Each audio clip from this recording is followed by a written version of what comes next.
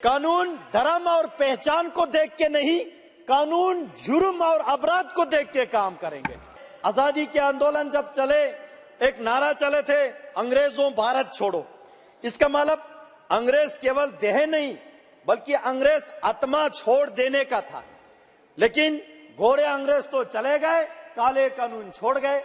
हम भारतवासियों को उत्तराधिकारी में सौंप गए और उसी काले कानून के प्रक्रिया को कंटिन्यू रखने में कांग्रेस ने बड़ा योगदान दिया। इसलिए मुझे अंग्रेज और कांग्रेस में ज्यादा फर्क नजर नहीं आता है। इस देश और देश के लोगों के मानसिकता, गुलामी का नाम और निशाना मिटाना होगा और उससे मुक्ति पाना होगा, यह माननीय प्रधानमंत्री जी ने कहा था। और आज उसी राह पर चलते हुए माननीय प्रधानमंत्री मोदी जी के नेतृत्व में माननीय गृह मंत्री जी ने जो बिल इस सदन में लेके आए, इंडियन पिनल कोड 1860 को खत्म करके भारतीय न्याय संहिता बिल 2023, उसी तरह सीआरपीसी को खत्म करके भारतीय नागरिक सुरक्षा संहिता बिल, उसी तरह इंडियन एविडेंस एक्ट 1872 को खत्म करके भारतीय साक्ष्य बिल 2023 जो लेके आया, मैं इसके समर्थन में इसको स्वागत करने के लिए खड़ा हूं। आजादी के लंबे वर्षों बाद 75 साल पूरा होने के बाद और आजादी से पहले 75 साल जो कानून चले, यानी कि 150 साल बाद जो है इस गुलामी मानसिकता कानून को रिफॉर्म करने जा रहा है और जिसके माध्यम से इस देश में जो कि पहले का कानून दंड पे निर्धारित था उसको जस्टिस पे लेके आ रहा है। उन शहीदों को याद करना चाहूंगा जिन्होंने इस देश को आजाद करने में जो अपना बलिदान दिया। ऐसे एक फ्रीडम फाइटर खुदीराम बोस, जिसको 11 अगस्त 1908 में ब्रिटिश सरकार ने बिहार के मुजफ्फरपुर जेल में फांसी चढ़ा के उनको शहीद कराया। उनका जुर्म क्या था? अंग्रेजों ने उन पे एलिगेशन लगाया कि उन्होंने एक मैजिस्ट्रेट को मारने की कोशिश किया, लेकिन खुदीराम बोस जी मानते थे और उन्होंने पूरे देश में ये प्रचार भी किया कि गुलामी से ज्यादा, गुलामी से बढ़ के बीमारी क्या हो सकते हैं। ये खुदीराम बोस जी का कहना है कि 11 अगस्त एक हमारे लिए ऐतिहासिक दिन है। 11 अगस्त 1908 को खुदीराम बोस जी, जो कि यंगेस्ट फ्रीडम फाइटर था इस देश का, जिसका शहीद बलिदान दिवस था, उसी बलिदान दिवस के दिन 11 अगस्त को माननीय गृह मंत्री जी ने इस कानून को इस सदन में लेके आए, जिससे अंग्रेजों के मेंटेलिटी को खत्म करने के लिए मैं इसका स्वागत करता हूं।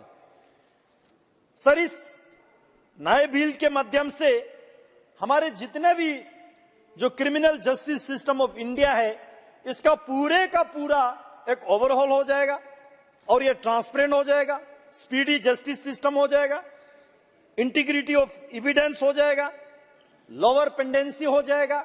ऐसे महत्वपूर्ण बिल पे सभी माननीय संसदगण ने बोला और इस बिल को जब पार्लियामेंट्री स्टैंडिंग कमेटी को रेफर किया गया तो मेरा सौभाग्य रहा मुझे उस कमेटी का मेंबर होने का, कि मुझे उस कमेटी के जरिए भी योगदान देने का काफी मौका मिला।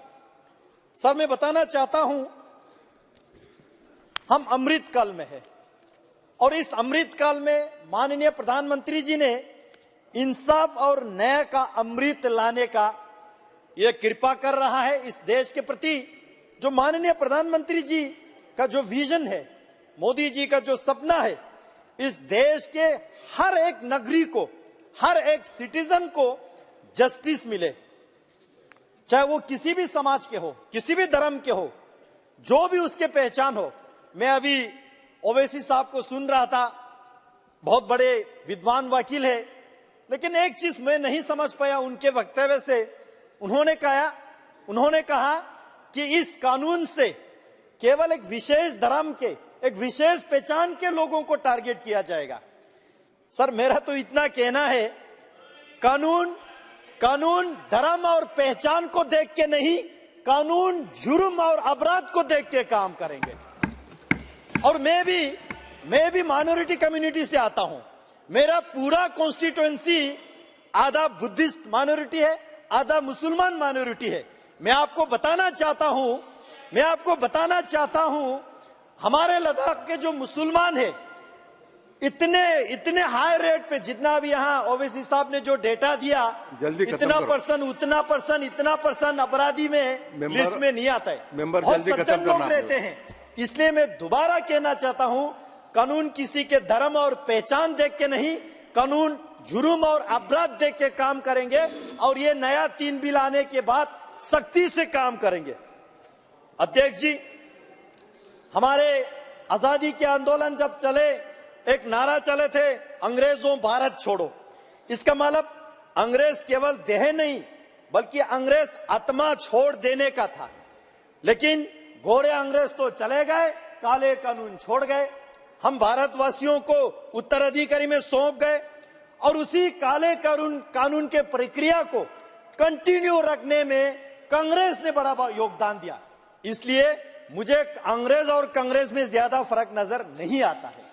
क्योंकि एक मिसाल मैं आपको दूंगा सर, सेडिशन के केस इस बिल में खत्म किया जा रहा है। सेडिशन माने राजद्रोही। आप गवर्नमेंट के खिलाफ नहीं बोल सकते। क्यों नहीं बोल सकते भाई?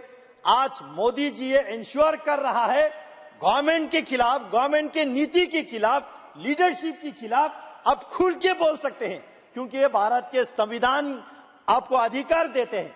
लेकिन आप राष्ट्र के खिलाफ नहीं कर सकते। इसलिए राष्ट्रद्रोह को हटा के राष्ट्रद्रोह के कानून जो इस बिल में ला रहा है, मैं इसका स्वागत करता हूं।